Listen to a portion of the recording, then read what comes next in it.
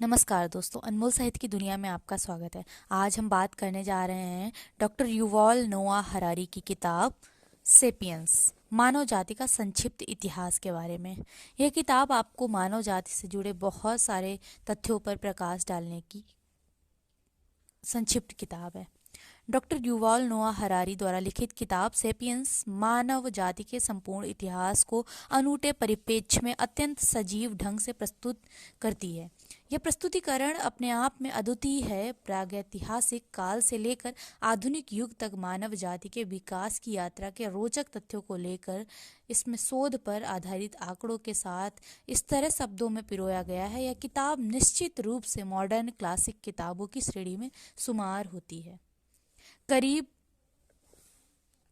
1 लाख साल पहले धरती पर मानव की कम से कम 6 प्रजातियां बसती थीं, लेकिन आज हम होमो सैपियंस हैं। प्रभुत्व की इस जंग में आखिर हमारी प्रजाति ने कैसे जीत हासिल की? हमारे भोजन खोजी पूर्वज शहरों और साम्राज्यों की स्थापना के लिए क्यों एकजुट हुए? कैसे हम ईश्वर, राष्ट्रों और मानवाधिकारों में विश्वास करने लगे? कैसे हम दौलत, किताबों और कानून में भरोसा करने लगे? और कैसे हम नौकरशाही, समय सारिणी और उपभोक्तावाद के गुलाम बन गए? आने वाले 1000 वर्षों में हमारी दुनिया कैसे होगी? इस किताब में इन्हीं रोचक सवालों के जवाब सम्मिलित हैं। सेपियंस में डॉक्टर युval नोआ हरारी ने मानव जाति के रहस्यों के से भरे इतिहास का विस्तार से वर्णन किया है। इसमें धरती पर विचरण करने वाले पहले इंसानों से लेकर संज्ञानात्मक कृषि और वैज्ञानिक क्रांतिकारियों की प्रारंभिक खोजों से लेकर विनाशकारी परिणामों तक को शामिल किया है। लेखक ने जीव विज्ञान, मानव शास्त्र, जीवाश्म विज्ञान और अर्थशास्त्र के गहन ज्ञान के आधार पर इस रहस्य का अन्वेषण किया है कि इतिहास के प्रवाह ने आखिर कैसे हमारे मानव समाजों, हमारे चारों ओर के प्राणियों और पौधों को आकार दिया है। यही नहीं, इसने हमारे व्यक्ति को कैसे प्रभावित किया है, हमारे व्यक्तित्व को कैसे प्रभावित किया है।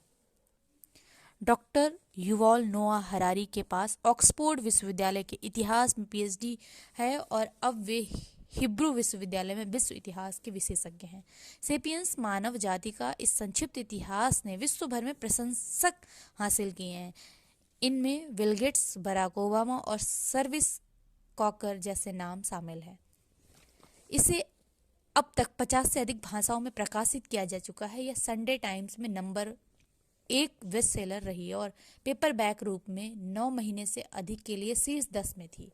द गार्जियन द्वारा सैपियंस को उत्कृष्ट, सबसे अधिक पढ़ने योग्य और इसी सदी की सबसे महत्वपूर्ण किताब के रूप में भी वर्णित किया गया है। बेस्ट सेलिंग पुस्तक सैपियंस मन जाति का संक्षिप्त इतिहास के लेखक मानव जाति के संक्षिप्त इतिहास के लेखक युval नोआ हरारी एक ऐसी दुनिया की कल्पना प्रस्तुत करते हैं जो बहुत ज़्यादा दूर नहीं है और जिसमें हम सर्वथा नई चुनौतियों का सामना करने वाले हैं। होमो डेयस उन परियोजनाओं, स्वप्नों और दुख स्वप्नों की पड़ताल करती है कि जो 21वीं सदी को आकार देने वाले हैं, मृत्यु पर विजय प्राप्त करने से लेकर कृत्रिम जीवन की रचना तक।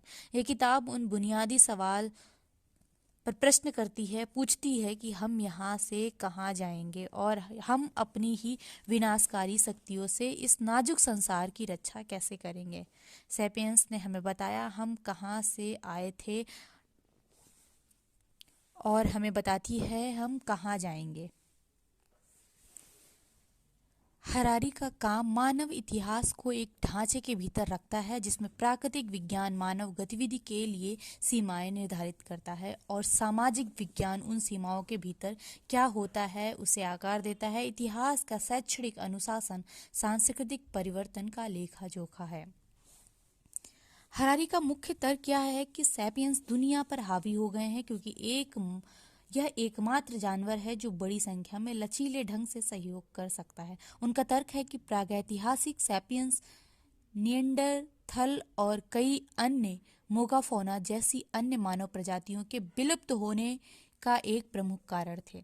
वह आगे तर्क देते हैं कि बड़ी संख्या में सहयोग करने की सैपियंस की क्षमता विशुद्ध रूप से कल्पना में मौजूद चीजों जैसे कि देवताओं, राष्ट्रों, धन और मानवाधिकारों पर विश्वास करने की उनकी अद्वितीय क्षमता से उत्पन्न होती है।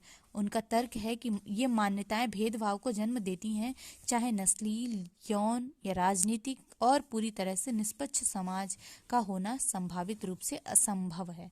हरारी का दावा है कि सभी बड़े पैमानों पर मानव सहयोग प्रणालियां, जिसमें धर्म, राजनीतिक संरचनाएं, व्यापार नेटवर्क और कानूनी संस्थाएं शामिल हैं, इन सब का उद्भव का साहित्य के लिए सैपियंस की विशिष्ट संज्ञानात्मक क्षमता के कारण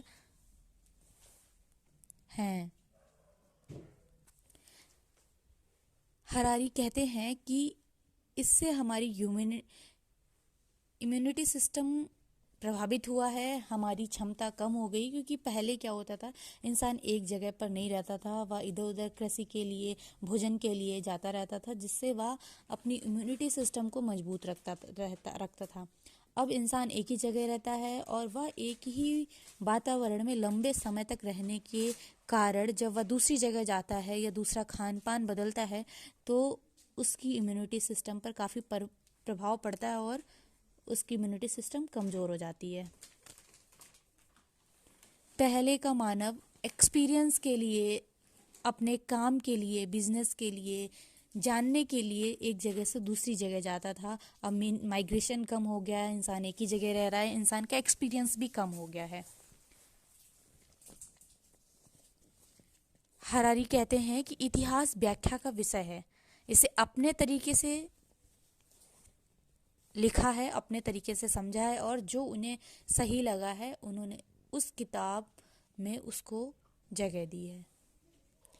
मानव जाति की एकीकरण पर चर्चा करते हुए हरारी का तर्क है कि अपने इतिहास में सेपियंस का रुझान तेजी से राजनीतिक और आर्थिक परस्पर निर्भरता की ओर रहा है। सदियों से अधिकांश मनुष्य साम्राज्यों में रहते थे और पूंजीवादी वैश्वीकरण प्रभावी रूप से एक वैश्विक साम्राज्य का निर्माण कर रहा है। हरारी का तर्क है कि पैसा, साम्राज्य और सार्वभौमिक धर्म इस प्रक्रिया के प्रमुख चालक हैं। हरारी ने प्रतीकात्मक रूप से मनुष्यों को देवता के रूप में वर्णित किया है, क्योंकि वे प्रजातियां बना सकते हैं। धन्यवाद दोस्तों।